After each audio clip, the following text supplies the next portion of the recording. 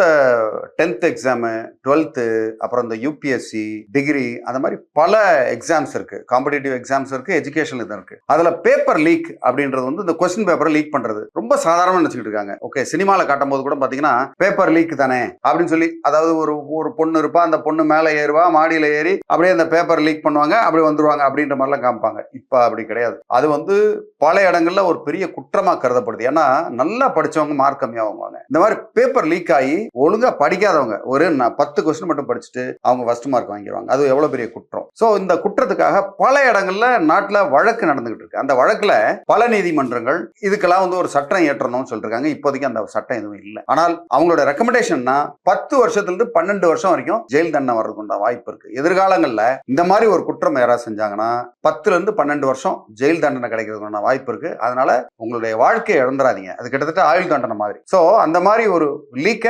என்னைக்குமே ஸ்டூடெண்ட்ஸா இருந்தாலும் சரி, வேற யாருமே ரொம்ப சாதாரணமா விளையாட்டை நினைச்சும் கூட செஞ்சிடாதீங்க. அப்படி நிரூபிக்கப்பட்டால் அதுக்கு உண்டான பெரிய தண்டனையை அனுபவிக்க வேண்டிய இருக்கும். அதனால அதை மட்டும் செஞ்சிடாதீங்க.